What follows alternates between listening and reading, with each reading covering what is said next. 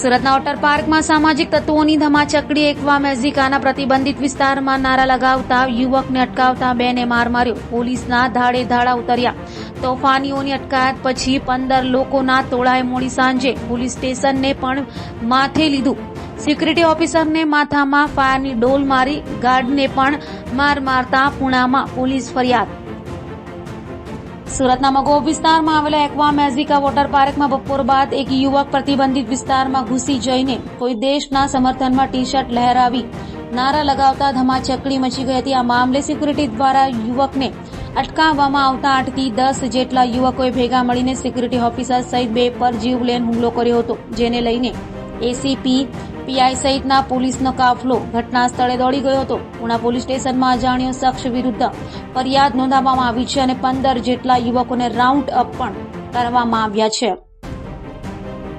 સુરત શહેરના Puna police station વિસ્તારમાં અમેજિયા amusement પાર્કની બાજુમાં એકવા મેઝિકા નામનો વોટર પાર્ક આવેલ છે. ત્યાં આજે બપોરના 3 વાગ્યાના સુમારે જે વોટર પાર્કમાં એમ્યુઝમેન્ટ માટે પબ્લિક આવતી હોય છે એ પૈકીના ત્યાં વેવ રાઈડ હતી.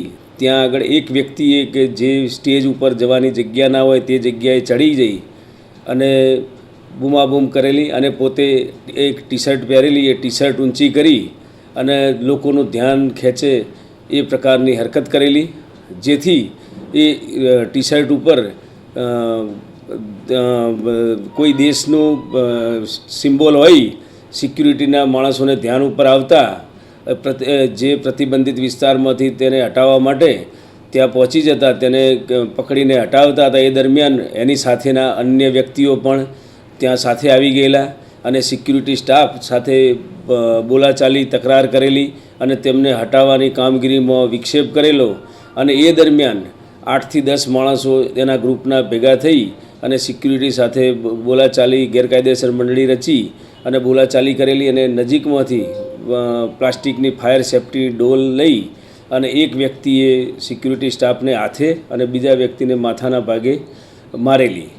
આ બાબતે એકવા મેઝિકાના સિક્યુરિટી મેનેજરે પુણા પોલીસ સ્ટેશનમાં આજરોજ ફરિયાદ આપેલ છે અને આ 8 થી 10 અજાણ્યા ઈસમો વિરુદ્ધ ફરિયાદ નોંધાવતા પુણા પોલીસે માનનીય પોલીસ કમિશનર શ્રીના તેમજ ડીસીપી સરના માર્ગદર્શન હેઠળ તાત્કાલિક આ ગુનો આચરનાર લગભગ 15 ઈસમોને રાઉન્ડ અપ કરેલા છે અને જે 3000 થી 3500ની ભીડમાંથી આ માણસોને શોધી કાઢી અને તેમના વિરુદ્ધમાં કાયદાકીય કાર્યવાહી હાથ ધરેલી છે.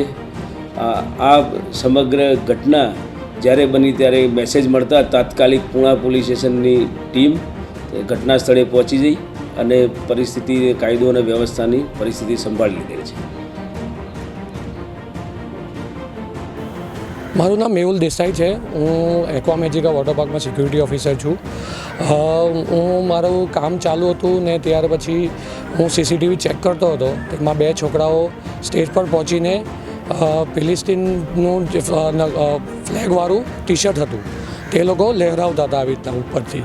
એટલે હું અટકાવવા ગયો એ લોકોને.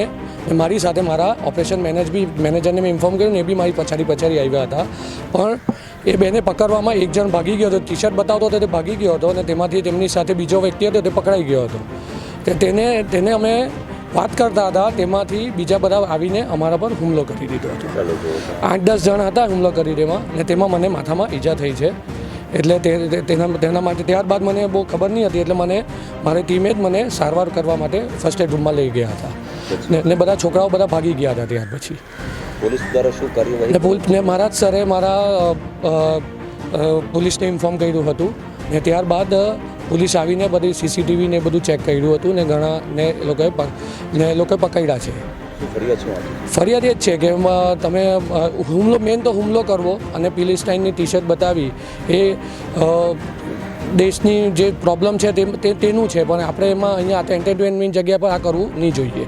એ માટે અટકાવવા જ ગયા હતા, બીજું કંઈ કરવા નહીં ગયા હતા.